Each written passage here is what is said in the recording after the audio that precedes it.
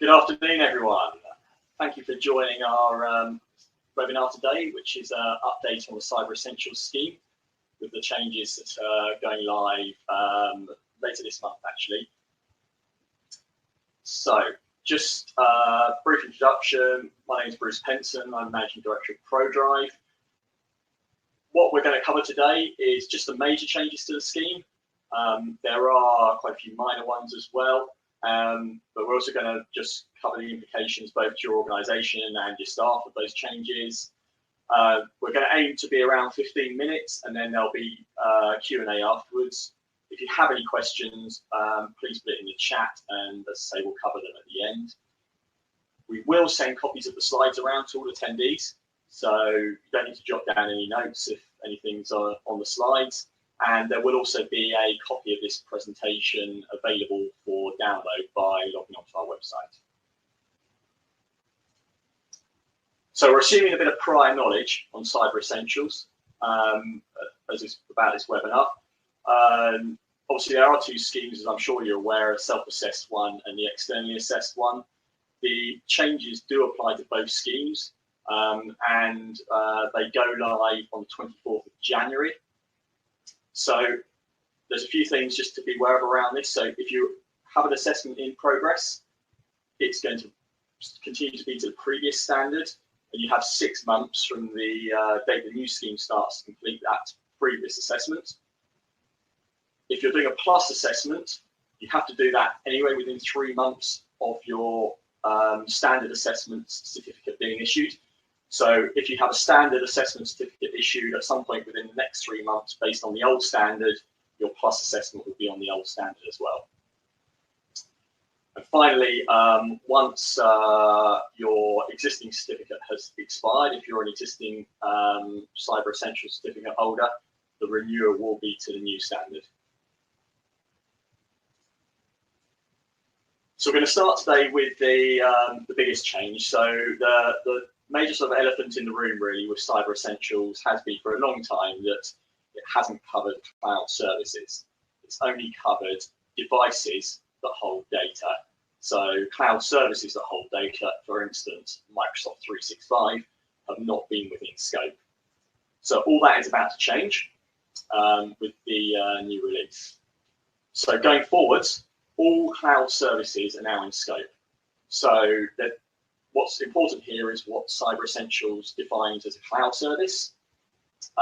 So it's any cloud service, and they're talking about, apologies for the use of abbreviations here, software as a service. So that's basically a web application you might log on to, platform as a service. So that's something you might use within Azure, for instance, if you have that sort of technology, or infrastructure as a service, so cloud servers. Any of those types of service which hosts organization data. So thinking about that, the obvious one is something like Microsoft 365 or Google Workplace. However, you definitely extend that to the likes of CRM systems, ERP systems. You could even take it as far as being your company website as well. And what's really important to understand here is that you, as the applicant, are responsible for ensuring that the controls are implemented. So those controls might actually be outside of your control to put in place. So your cloud provider might be responsible for doing them as part of your agreement with them, and as part of the way they manage the software. But you are responsible for making sure the controls are in place and detailing that when you make your Cyber Essentials submission. So really, it's incumbent on you to find out from your cloud provider if the controls within the Cyber Essentials scheme have been put in place by them. A lot of cloud providers do publish that information. They publish it publicly quite often, but some of them, smaller providers, you might have to ask them.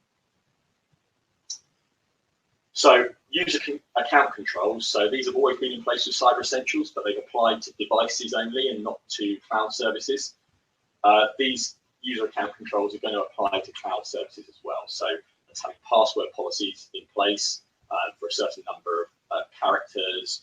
We'll come to that in a bit more detail later. Having processes to disable unused accounts. And the other one, the other thing that's not been present within Cyber Essentials on user accounts up until now is multi-factor authentication. I should say that from the 24th of January, this will apply to admin accounts only, subject to a few conditions. And from 2023 onwards, it will apply to user accounts as well. So the final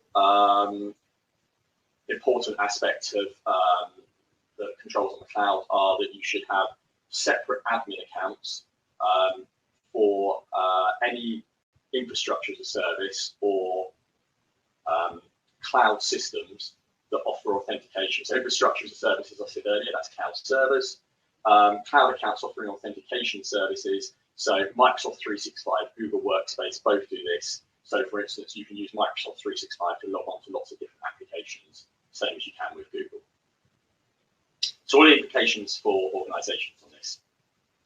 The biggest problem I think most people are going to face is that cloud applications are very difficult to audit. So most businesses have asset registers of all their devices, or they have some kind of monitoring system that collects that information automatically. It's relatively straightforward to audit, possibly a little more tricky for mobiles and tablets. However, with cloud services, it's far more difficult to accomplish. You often have, especially in larger organizations, cloud services may be purchased on a departmental level, and central IT might not be aware necessarily that they're in use. So particularly as you start to scale, the only really sensible way to accomplish this is to use some form of cloud auditing software, and there is some technology out there that can do that. It's also possible that more devices will come into scope. So previously on the old scheme, cloud services were often accessed outside the organization by contractors or people using personal devices. Because the data was locked down into the cloud and couldn't be downloaded on those devices weren't in scope. Unfortunately now, they are in scope, so any device that is used to access the cloud service containing organizational data is within scope. So if, for instance, you're using Office 365, you've got it locked down to be accessible via a web browser only, and all the data is enclosed in that. If someone accesses that data from a non-business device or non-company device, that device is still in scope. And that issue also extends out to any sort of third parties you might have managing your cloud systems. So if you have someone logging on from a software company that supports you, their devices will be in scope as well. So as an organization, you're going to have to make sure that those businesses also have Cyber Essentials compliant devices. So basically, they're Cyber Essentials certified in order for you to be comfortable that you can say that all devices are to a Cyber Essentials standard. Just some implications for staff. Obviously, they're using personal devices. They'd probably be unhappy with an organization managing those and controlling them. And you're going to get a lot more requirement for multi-factor authentication. Some people might not be happy using personal devices for that. Multi-factor authentication, if you're not familiar with it, will usually use text message or an app on your phone to access it, both of which require a mobile. If someone doesn't have a company mobile, then obviously the only way to achieve that is with a personal one. There are some alternatives. There's a technology called YubiKeys, which can do this without the use of a mobile. So moving on to the next major change, these are controls around home working. So one of the bigger challenges with the previous standard on Cyber Essentials was that it was quite difficult to apply the controls for home working. In actual fact, the people running the Cyber Essentials scheme have put a sort of temporary relaxation in place on the home working standards to allow organizations to still achieve it in the current kind of scenario we're in with lots of home and hybrid workers. So those changes are being made permanent now. And in the new scheme, firstly, anyone that works from home at any time or any amount of time is now considered to be a home worker. So it does expand the scope quite significantly for home workers. The device they're using at home, whether they're accessing the cloud or any of your servers, whatever it is, those devices are in scope. That's not really a surprise considering what we just talked about with the new controls around cloud. Now that device, and this is important, it must have a software firewall enabled, and that firewall must be subject to all the other Cyber Essentials firewall controls. So there's a bunch of questions on firewalls. They're in the old standard, they're in the new one. Tablets and mobiles are exempt from that, but all PCs, for example, will be subject to that control, whether it's a Windows PC, a Mac, or a Linux, or whatever it is. You can run a VPN from your home device, or the device you're using to work from home, I should say, to a company firewall. That removes the need for a software firewall. And here's the really important part, and I think a lot of organizations will be quite relieved at this one.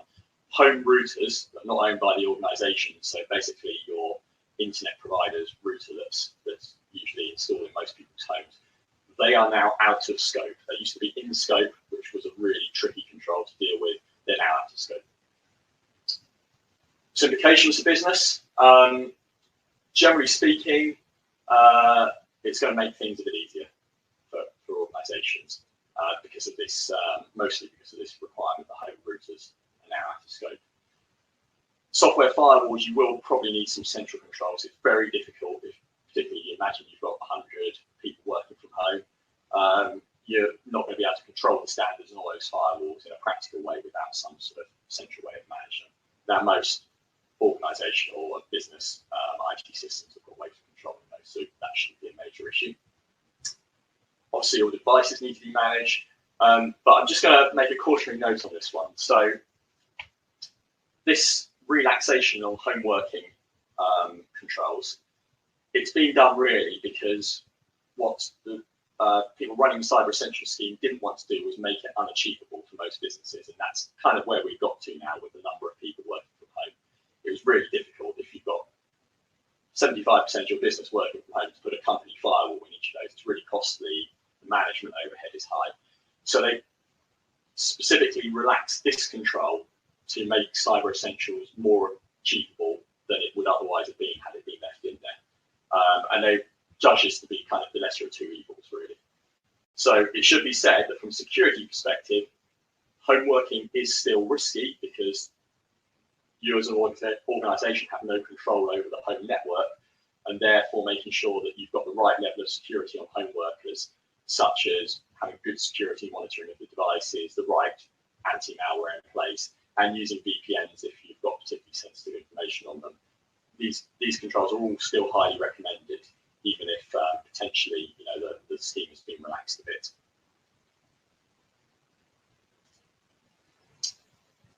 So then now move on to user accounts. This is the other major area of change. So I mentioned that multi-factor authentication now was coming in as a requirement. So user and admin accounts, there's got to be one of a few different controls on there. So firstly, what they really want to see in Cyber Essentials is that you're using multi-factor authentication. As I said, it's a requirement on admin accounts now, if it's available, or on user accounts, it's a recommendation that will become a requirement in 2023. If you can't use multi-factor authentication, then you need controls on guest passwords, at least to stop what's known as brute force attacks. So throttling the number of attempts or locking accounts after a number of unsuccessful attempts. And this one's a bit of a killer, but if you're not using multi-factor authentication, a minimum password length of 12 characters, or at least 8 characters, and using common password blocking technology. So that technology isn't available in all applications. I believe it is available within Windows now, or at least within the Microsoft 365 way of logging onto Windows. 12 characters for a password isn't really practical for most people to remember, or maybe using the sort of 3-word guidance, using the 3-word guidance from the National Cybersecurity Centre, you might get around it, but still it's going to be quite tricky to have lots of different passwords, all with 12 characters in, unless you're using a password manager. Right, so this applies to most elements of your IT network as well. I've put a long list there. One of the things it doesn't apply to, though, and there's a change here, and this is actually something that's going to improve the end user experience a bit, and often these security controls don't improve it, as they have the opposite effect. But device PIN codes. So a device PIN code is something that unlocks the actual device itself, but not the account behind it. So the obvious example of this is something like a mobile phone. That's a PIN code. It unlocks a device, but it's not unlocking.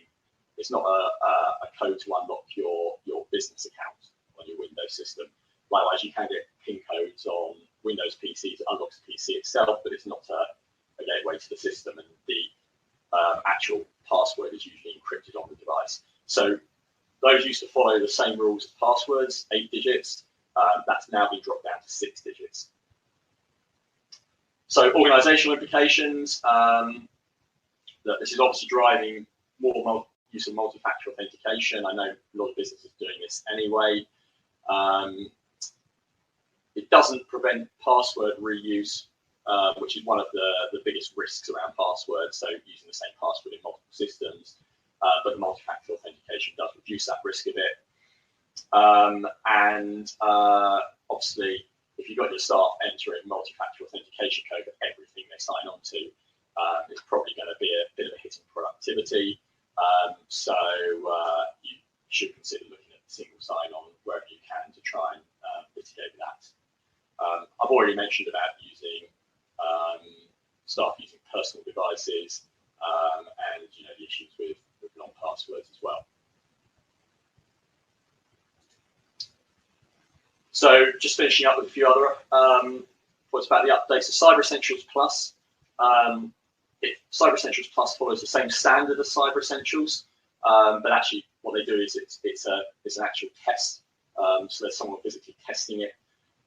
So they've added a couple of additional checks in. So there's some checks on user and admin account separation. So basically checking that you're not using admin accounts for day-to-day use. And there's checks on multi-factor authentication for cloud accounts as well. There's also been a tightening on software patching. Without getting into details, it means that there were some sort of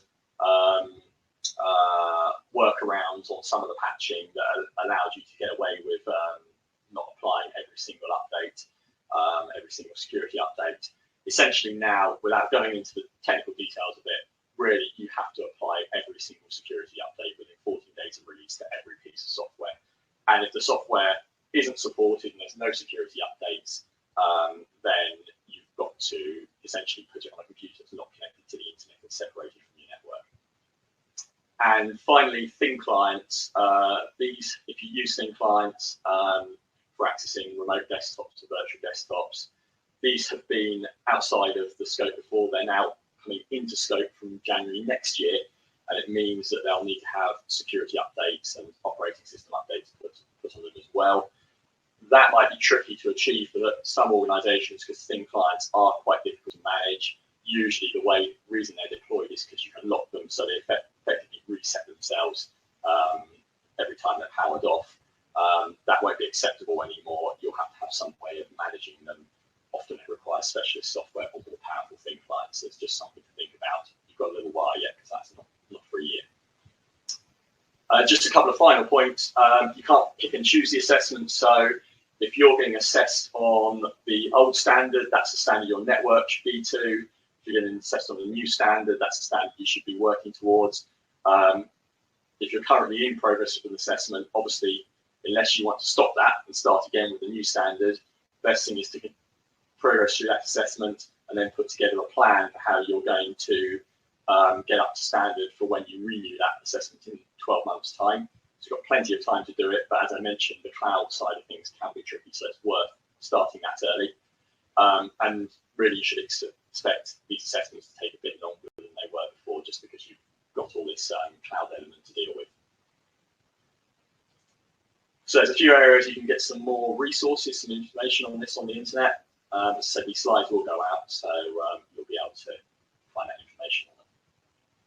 So that concludes the update. We've got a couple of questions, I think. There was a question about whether you need, on the user accounts, I think this is, whether multi-factor authentication and throttling is required, or multi-factor authentication and minimum password length. So I believe what it is that if you have multi-factor authentication, an 8-digit password on its own is fine. If you don't have multi-factor authentication, you need some way of, I'd say throttling passwords, but basically limiting password or guess password. So locking out after, I think it's 10 attempts, or having a period of time before when you can re-enter those passwords. So if you've got multi-factor authentication, the previous standard of 8-digit passwords is fine. If you don't have multi-factor authentication, you need to put the other controls in place, and that's the minimum password length and the lockout after a certain number of attempts, or delaying until you can retry. And there's another one about mobiles here. So please can you advise the best method to check that personal mobiles used to make work calls or log on to emails are on the latest update. So yeah, so if you want to have controls around your mobile phones, there's a number of ways to do it. You can check on them manually and check that your staff are, if these are personal mobiles, if your staff are complying with your company policy, which might be a written document. Now, that can work if you've got a small number of mobiles, but as you'd imagine, as you scale the numbers up, it becomes more and more difficult to do.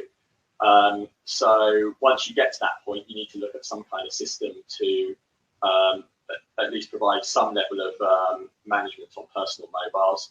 You can control that at the app level. So if you either deploy a secure app or a set of secure apps where the controls are on the apps themselves. However, that doesn't stop the controls around the mobile being required. So it gives you a certain level of control because you've got some passwords there. But on top of that, you've got the requirements around software and software being kept up to date on mobiles. Essentially, unless you've got some monitoring software installed on your phones, you're not going to be able to technically monitor that. So you will just need to do regular checks with your staff. It's worth saying that Cyber Essentials is a one-off check or one-off assessment, a point-in-time assessment. So to get the certificate and to pass, you only need to do this once a year. But obviously that sort of defeats the point of it. So you're going to want to be checking in every so often. So the best way of doing it is to put the controls on the apps with passwords, so your organizational data is secured.